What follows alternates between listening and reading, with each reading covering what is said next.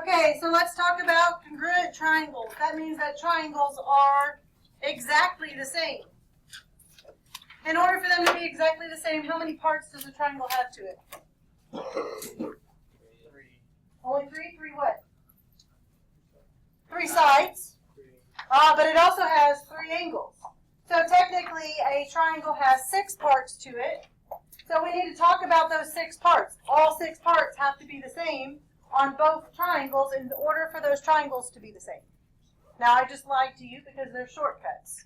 And that's what we're going to be getting into is what kind of shortcuts. I don't need to have all 6 pieces of information, but what information do I have to where I will still have the same triangle?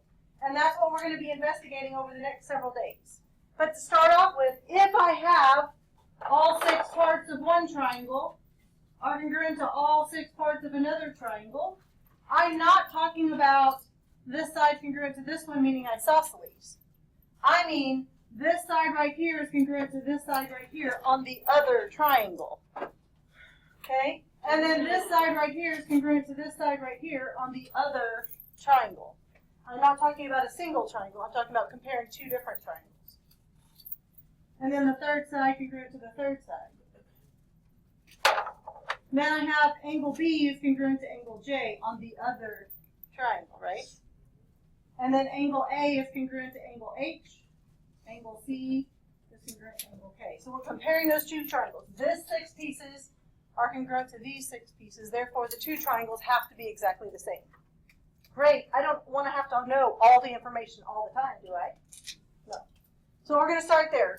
Corresponding. If I were an identical twin, my right hand would correspond to their right hand, correct? Sure. Would my right hand correspond to their left foot? No.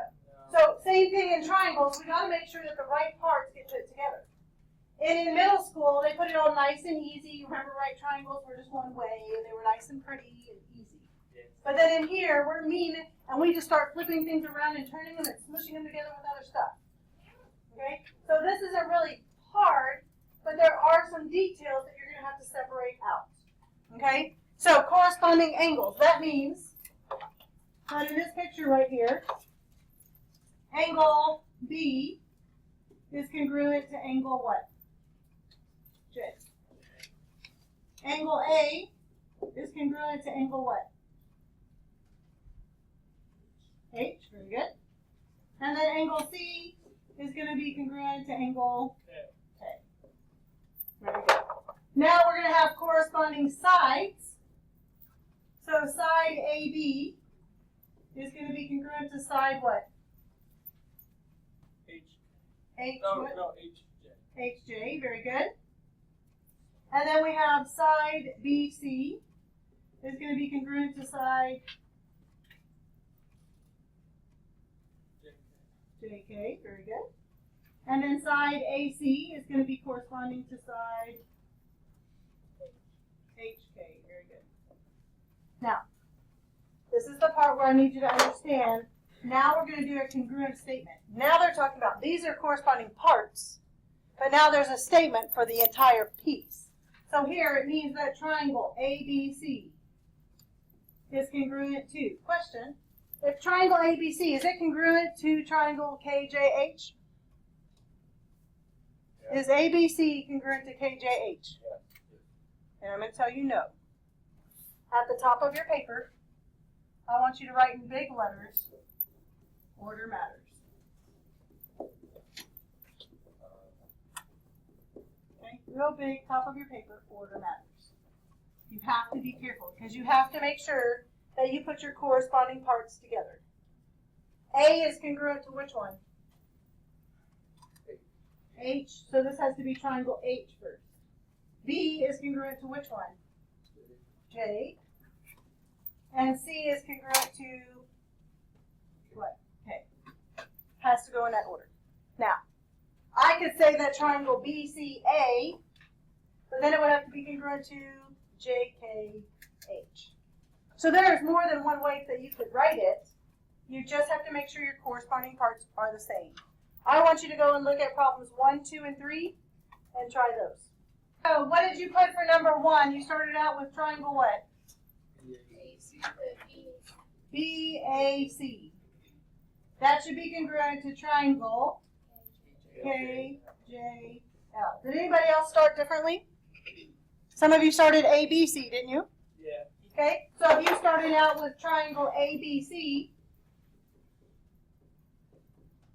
then you should have had triangle JKL.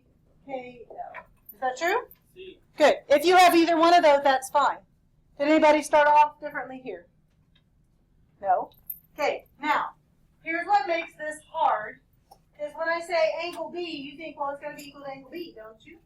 But when I'm doing this, remember I'm comparing two different triangles. They just smush this one together. So when you have a hard time seeing it, you're going to want to break it apart into two separate triangles. So really I have triangle ABC, and I'm going to carry all those marks over here. Are you with me? And then on this side over here I have B, C, D.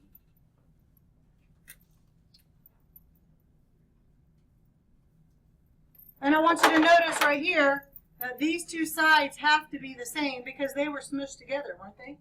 That's what we call a shared side. If it's smushed together, it's got to be the same for both, the same length. It's the same distance for both triangles. Okay? So right here, if you put triangle ABC, then that would be congruent to triangle. Well, A has one mark, so that would be D. B has the two marks. That would be C over here. And then C has the three marks, so B would be at the end. Did anybody start differently instead of ABC? What'd you put? Huh? Yo, you did DCB first? That's fine. And then you did ABC after? That's fine. It doesn't really matter which one goes first. It doesn't say. So it's good. Oh, then number 3, they didn't even tell you anything about congruence, did they? What do these little arrow things mean? The line. No, congruent marks are just like a mark like this. Haha, they're parallel. Oh. So they didn't tell me congruent, they told me these lines are parallel. Well, if these two lines are parallel, then what would this line be called? What would that line be called? Transversal, very good. What do I know about this angle and this angle? They're the same because they are alternate interior. Very good. These are alternate interior angles. And then I know that these two lines are parallel. So this is a transversal. So what do I know about these two angles? They're also alternate interior angles. So these are going to be the same. Right? Well, let me clean this up just because I've got a little bit more to put on here. So what we just said is that we know that this angle is the same as this one. And then we know that this angle is the same as this one, right? Well, if, I'm making up numbers, if this was 60, then this one's 60. If this one is 30, wouldn't this one be 30? Wouldn't these two angles right here have to be the same? Because they're both triangles and they have to equal 180, right? Okay, so I would have to know that these would be the same. Okay, so now I want to write my statement. And remember that my two triangles are really separated. I have triangle K, J, M. And then above it, I have triangle K, what is that, L. Okay, move the marks with you.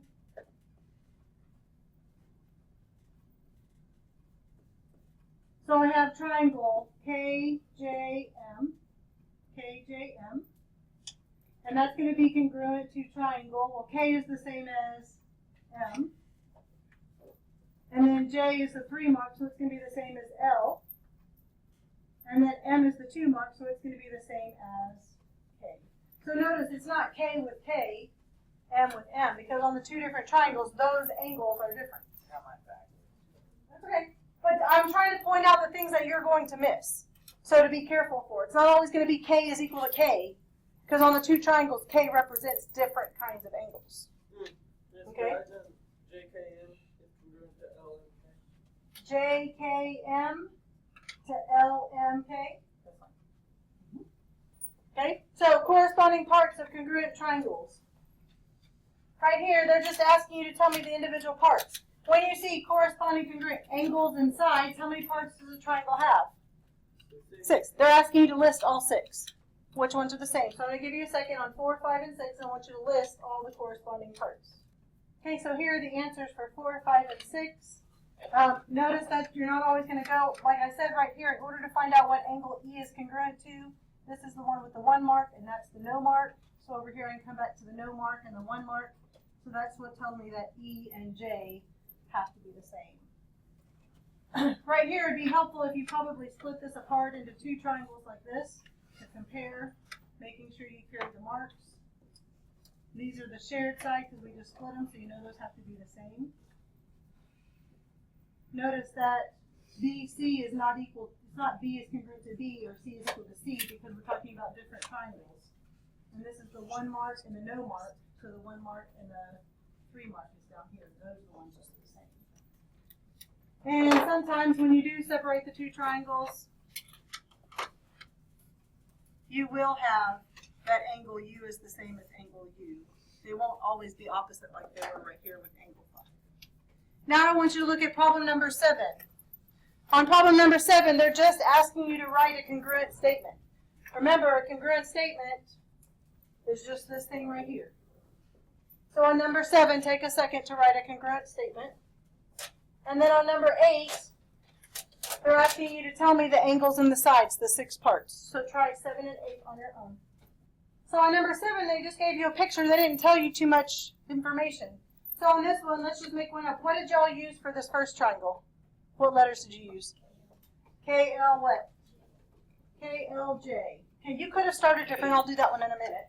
So KLJ is congruent to. Well, remember, K has to be congruent to which one? M. M, so M needs to be your next one.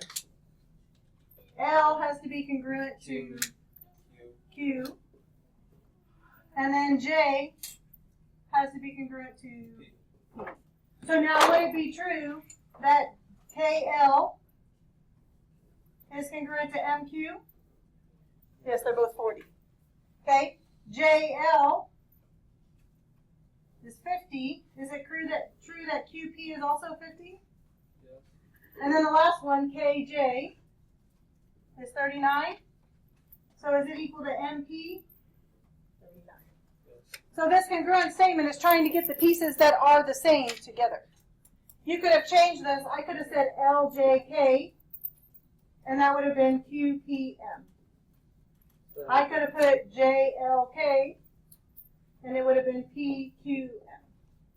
Are you with me?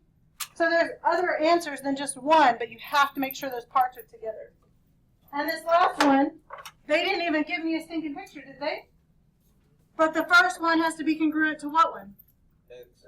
The first one. So angle A is congruent to angle X. Angle B is congruent to angle Y. And then angle C, which is the last one, has to be congruent to angle Z. And then when I come back here and do the sides, the first 2, side AB, has to be congruent to the first 2, which would be side XY. The second 2, side BC, has to be congruent to the second 2 over here, which would be YZ. And then it's the first and the last, side AC, has to be congruent to the first and the last here, which would be XC. Are we okay? Flip it over. Okay, so I'm trying to find X and Y. This has an X and a Y. I wouldn't start there. But right here, this just has a Y, and that's angle F. Well, angle F is congruent to which one? Angle B. Angle B is 99. So 8y minus 5 equals 99. And then we can solve it.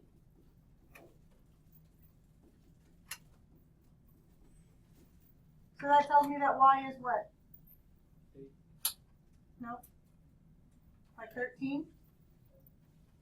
Well, now I know that FE is 2y plus x. And FE are the last 2, so the last 2 would be BC. So that means it has to equal 38.4. Well, we just found